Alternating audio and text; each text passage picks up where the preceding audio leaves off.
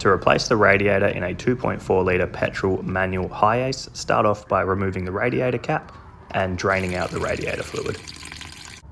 Grab a 14mm spanner and remove the 4 bolts that hold the driver's seat in.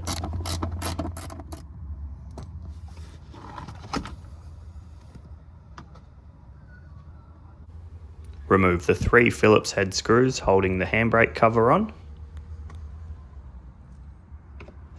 and the 4 holding the gear shift cover on. Pull the flooring back and disconnect the wire connected to the handbrake. Then you can take out the 7 bolts that are holding this engine cover on. The handbrake is still connected, so just gently rotate that whole cover to the side. That'll give you enough access.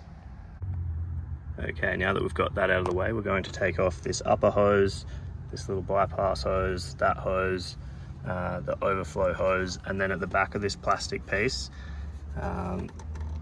just there's a couple of 10mm nuts.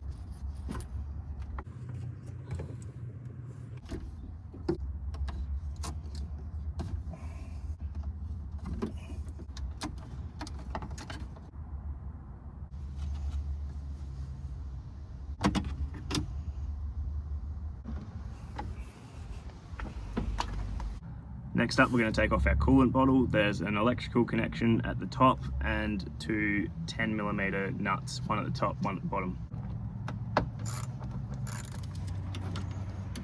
So you can kind of see where my socket is. I've got a little uni joint that helps me get around this power steering pipe here. But yeah, it's just at the bottom of the coolant reservoir. Next step is to undo the top half of the radiator shroud. There's a bolt here, there'll be a bolt further down. There's one here and the one at the bottom of this overflow.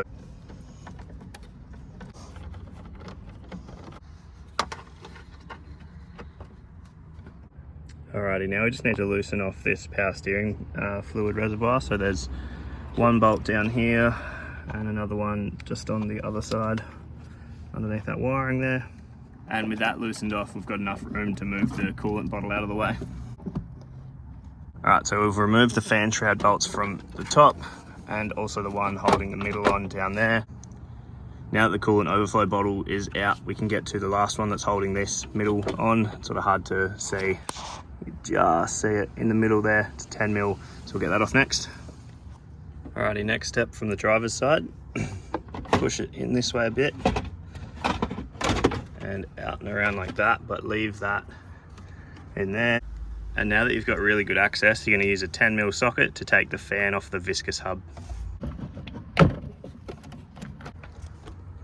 Alright, now this shroud can come out. You find that dropping it lower actually helps you get it past the front of that hub. And then it just comes straight out. Now we're going to jump underneath and grab the bottom half of this out. So here's one of the bolts just next to this uni joint for the steering, and the other one is just behind here, so hard to get to.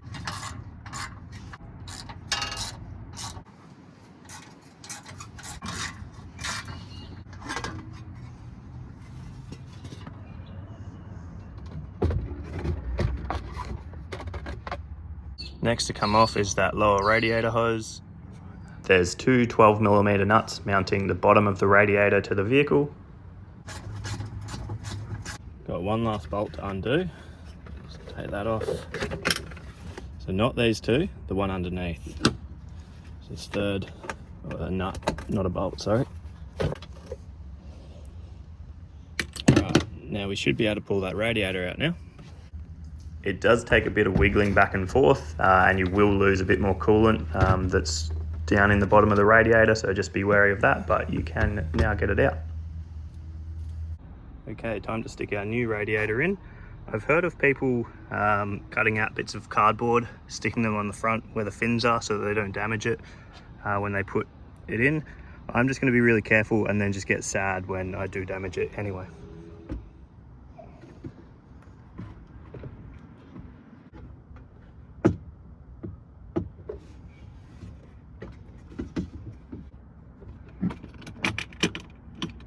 Okay, so that was actually easier than I thought it was going to be.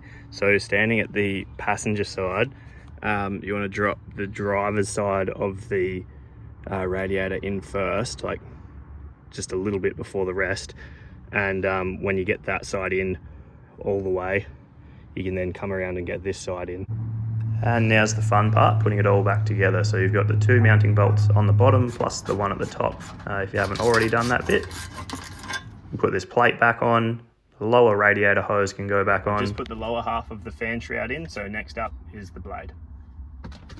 Try and remember to put half of the top half of the fan shroud in. I forgot to. You can squeeze it back in, it's just a bit difficult after that fan blade's in there. Reinstall your overflow plus the 2 bolts holding the power steering reservoir on. Then your upper radiator hose can go back on, plus any other hoses that you need to fit up, and those 2 10mm nuts.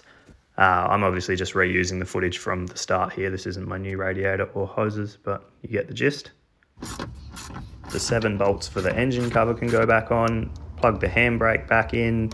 You've got 7 screws in total for the gear stick and the handbrake covers.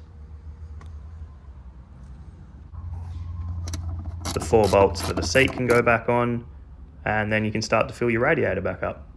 And don't forget to fill the overflow either. Thanks for watching.